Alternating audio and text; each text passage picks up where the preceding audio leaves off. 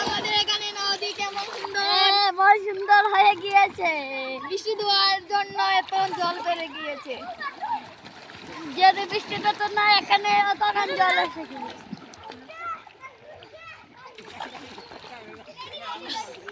নদীর নিচে মানে বালু আছে, এই দেখো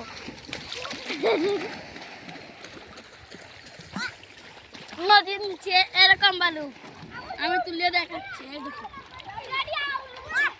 যদি দেখতে পারো না আরো তুলে দেখাচ্ছি।